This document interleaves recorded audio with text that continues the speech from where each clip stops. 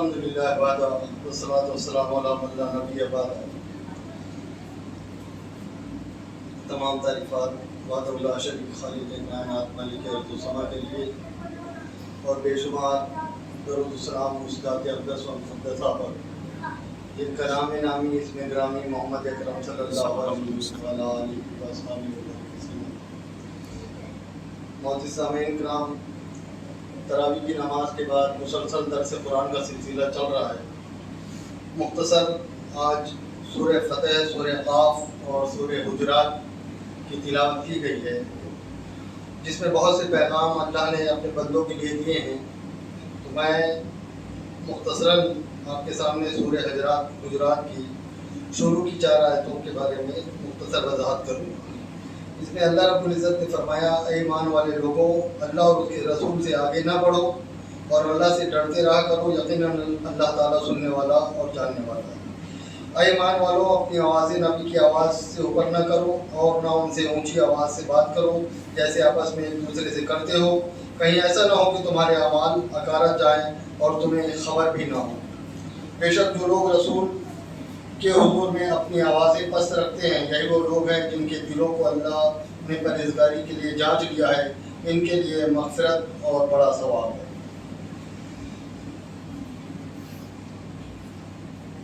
اب یہ آیت سے ہم کو کیا نصیحت ملتی ہے اور یہ آیت ہماری کس طرح رہنمائی کرتی ہے، اس پہ ہم کو غور و فکر کرنا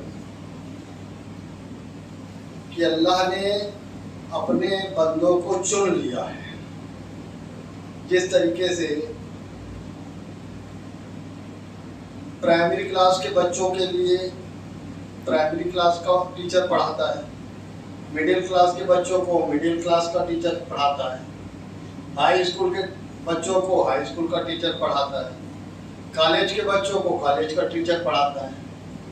اگر کوئی پرائمری والا بچہ بولے کہ نہیں میں کالج والے ٹیچر سے پڑھنا چاہوں گا، تو ایسا ہو سکتا ہے؟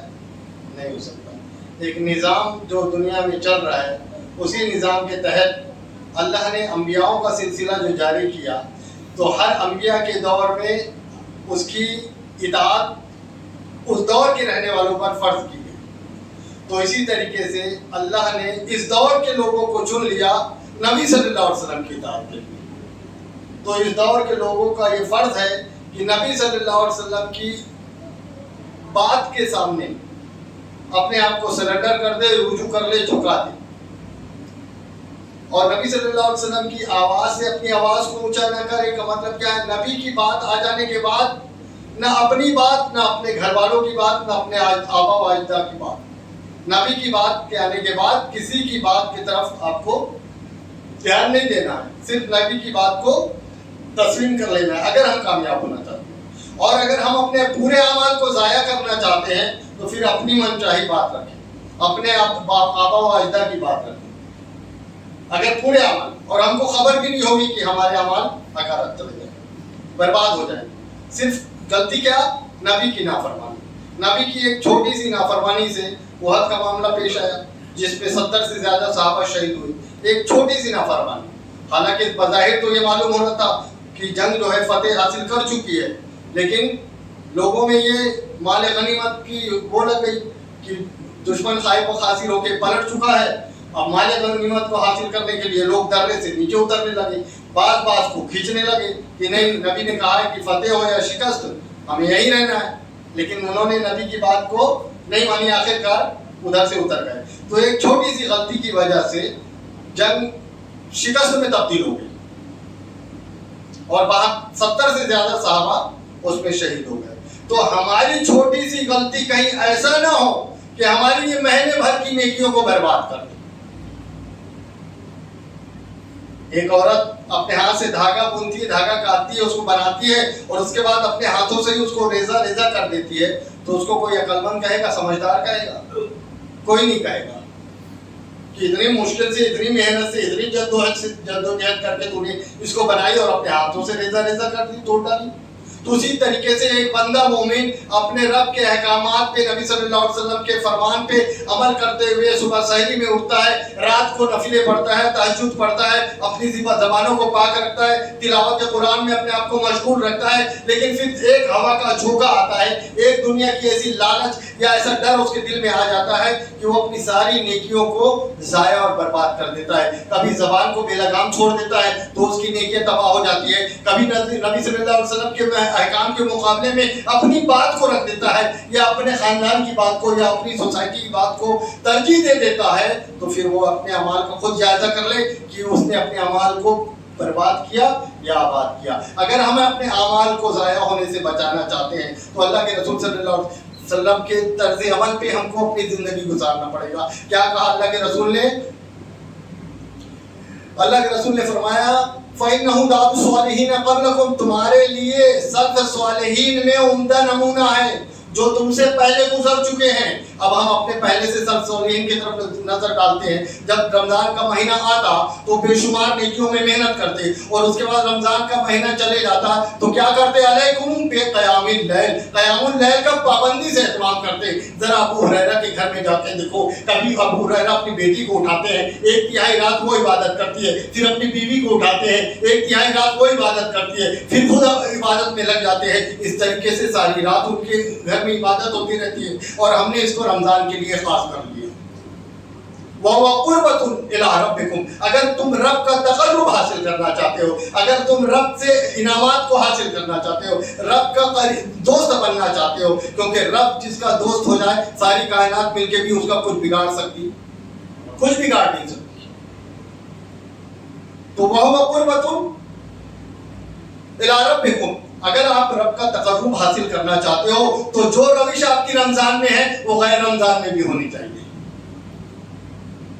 وَمُكَفِّرٌ لِلسَّيِّئَاتِ، اگر ایسا کرو گے تو گناہ اللہ تمہارے مٹا دے گا. وَمَنْحَةٌ لِلْآثَامِ، تمہاری برائیاں تم سے ختم کر دے گا.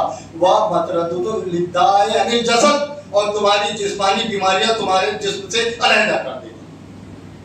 اور اگر تم ایسا نہیں کرتے ہو تو پھر یہ کہیں ایسا نہ ہو کہ اس عورت کے جیسا حال ہو جائے کہ رمضان بھر ہم نے نیکیاں کرے اور اس کے بعد پھر اپنی من چاہی زندگی گزارنا شروع کر دی.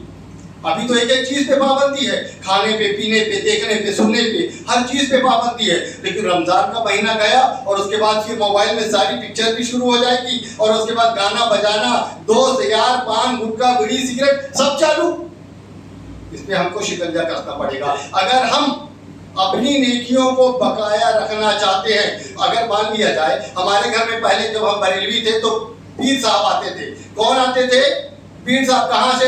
کانکیر سے، اعلیٰ حضرت. ہم ان کے آگے پورا اپنے آپ کو لٹا دیتے تھے. کیوں؟ ہماری سفارش کرنے والے ہیں، ہماری شفاعت کرنے والے ہیں. ان کی تو گارنٹی نہیں ہے، اس کی گارنٹی ہے کہ روزہ کل قیامت کے روز ہماری سفارش کرنے والا ہے، ہماری وکالت کرنے والا ہے، ہم کو بخشوا کے جنت میں لے جانے والا ہے. تو ہمارا یہ فرض بنتا ہے کہ جس طریقے سے ایک پیر کے آگے ہم اپنے آپ کو سرنڈر کر دیتے ہیں، اسی طریقے سے ہم روز یہ رمضان کے مہینے کے آگے اپنے آپ کو سرنڈر کر دیں. رمضان کا مہینہ آیا ہے، اب یہ جا رہا ہے، ہماری سفارش کرنے والا ہے. تو جا رہا ہے تو اس کی سارے تقاضوں کو ہم پورا کرتے چلے جائیں. ہم دنیاوی اس میں اپنے آپ کو دیکھیں، اپنے گھروں میں دیکھیں. بیٹی آتی ہے، سال بھر بعد آئی ہے، بیچاری اپنے سسرال سے آئی ہے. اب ہمارا یہ فرض ہے، سارے رشتہ دار آتے ہیں، اس سے ملنے آتے ہیں. اس کو جب بدائی دینے کا وقت آتا ہے، بے بہا آنسو بہانے لگ جاتے ہیں. دکھ ہوتا ہے، ہمارا لخت جگر، ہمارا نور نظر ہم سے جدا ہونے جا رہا ہے. تو یہ رمضان کا مہینہ تو اس سے بھی کہیں اعلیٰ و افضل ہے. اس کی جدائی میں ہمیں غم نہیں ہوتا.